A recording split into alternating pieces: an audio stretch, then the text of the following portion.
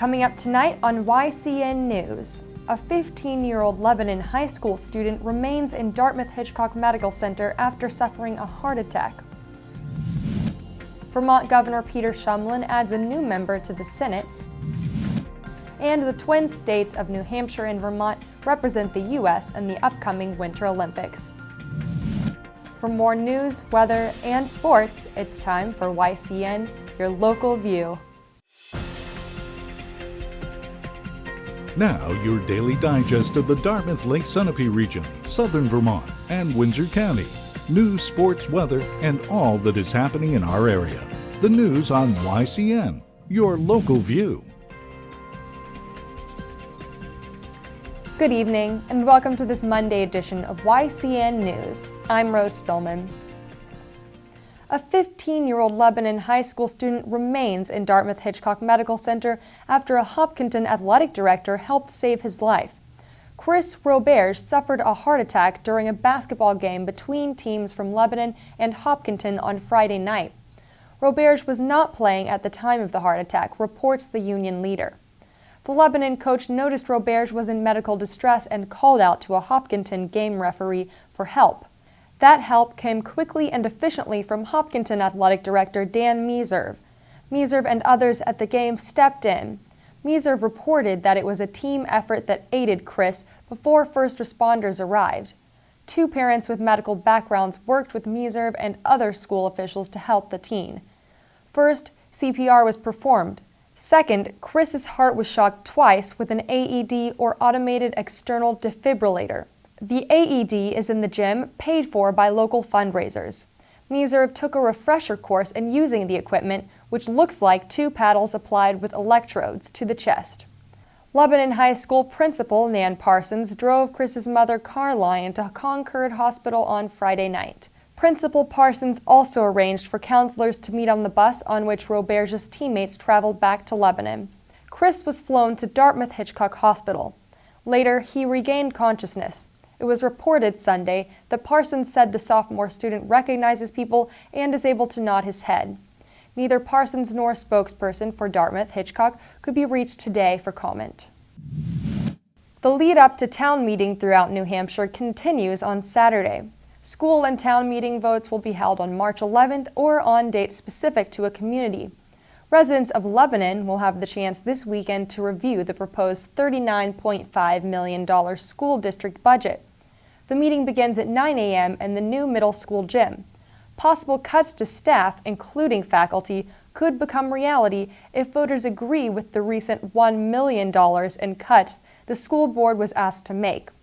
The $39.5 million sum is the trimmed-down budget that is up for a review, a school official says.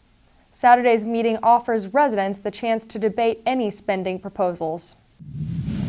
Meanwhile, in Vermont, the Springfield School District also is facing about $1 million budget cut to its 2014-15 suggested budget. Nearly 360 people work at the school district. When Springfield voters meet in March to vote, how they mark the ballot could affect about 24 school staff. If the lower budget is approved, some 24 employees could be out of a job. The school budget is about $28 million. About 1,450 students in pre-K through grade 12 attend the city's public schools, the Rutland Herald reports. After the break, we'll hear about the new member appointed to Senate by Vermont Governor Peter Shumlin and the representatives from New Hampshire and Vermont who will represent Team USA in the upcoming Winter Olympics. The YCN News continues in a moment. Welcome back to YCN News. I'm Rose Spillman. With the Vermont legislative season underway, it is important for all lawmakers to attend sessions.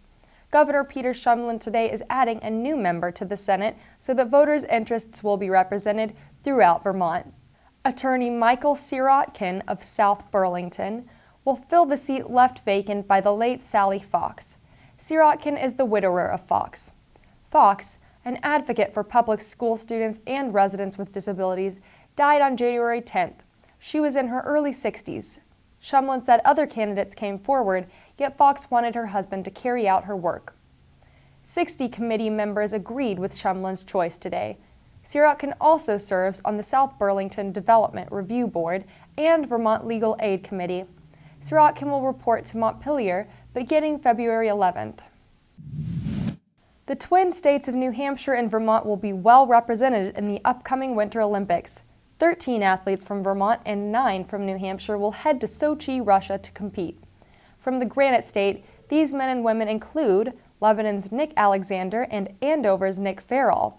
Both are ski jumpers. Holderness's Julia Ford will go for the gold in alpine skiing, as will Bodie Miller of Franconia and North Conway's Leanne Smith. Center Conway's Sean Doherty in biathlon. Hanover's Julie Crass will compete in the freestyle skiing match up against top skiers from around the globe. In snowboarding, Laconia's Chaz Goldemon seeks a medal in snowboarding. A bit north of the Lakes region, Thornton's Chris Freeman eyes a medal in cross-country skiing. Vermont and New Hampshire are among the top places to ski and snowboard in the Northeast. While I'm a native of Georgia and I went to college in sunny California, so I haven't exactly been around the slopes or snow or anything much to do with winter. When everyone at YCN heard that I didn't know how to ski, they insisted that I learn in order to get the true New England experience. We partnered with our friends at Mount Sunapee, where they paired me up with a talented instructor. For the next week, you'll be able to witness the ups and downs of my journey as a new skier. YCN took me to Mount Sunapee in Newbury, New Hampshire for my first ski lesson. How do you do? I'm Kyle. I'm Rose. Nice to meet Rose. I'm going to be your instructor today. All right, great. You ready to get started? Yeah, All right. let's go. This is our self-entry system. First, I entered some general information about myself in the computer system before going to get my lift ticket.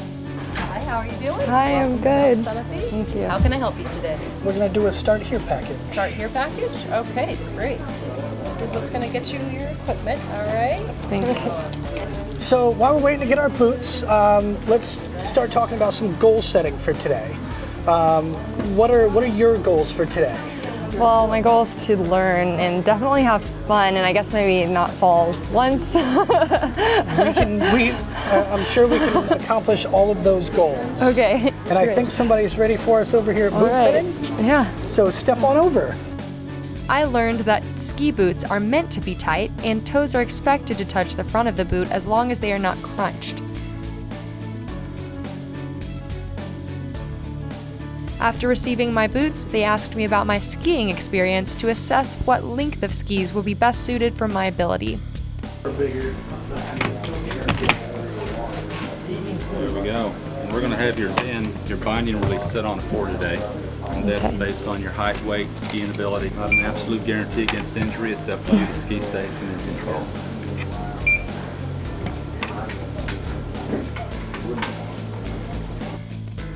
Now that I have my equipment, we are ready to start training.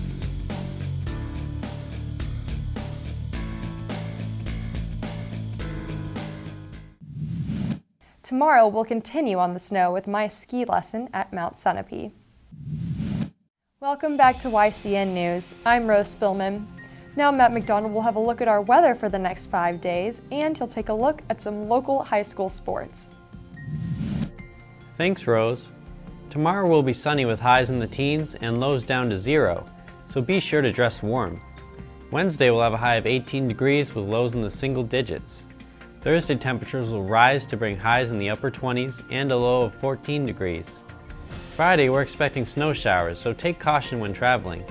We'll have a high of 33 degrees with lows in the teens. Saturday we'll have highs in the mid-30s and a low of 19 degrees. And now let's look at this week's YCN Game of the Week, premiering this Wednesday. Last Friday, the fans in Windsor were treated to a basketball feast as the Springfield Cosmos traveled to Windsor to take on the host Yellow Jackets. Coaches Pete Peck and Harry Ledoux are hoping to solidify their spots in the Division II and Division III playoffs, respectively. Early in the game, Windsor's Tyson Boudreau rebounds his own shot and drops in 2 of his 16 points on the night. Springfield's Tanner Aburl nails the three-pointer to put the Cosmos up by 1 early in the game. A short while later, Aburl drives to the hoop and puts in this floater. Aburl scored 12 points in the game. But Windsor answers back with some great ball movement, leading to this open three-point basket by number 15 sophomore Jake Meager. Less than a minute later, Russell Simons finds Meager for another three-pointer to put Windsor up by 10 late in the first half. The first half ended with Windsor on top, 35-23. In the second half, Windsor continued to roll. Here, Boudreaux feeds Simons for the hoop and the foul. Windsor went on to win 51-34 and are now 8-3 on the season. The Yellow Jackets travel to Fairhaven on Tuesday. Springfield drops to 3-9 and will play at Woodstock also on Tuesday. Thank you for joining us for this Monday edition of YCN News. Don't forget to like us on Facebook and follow us on Twitter.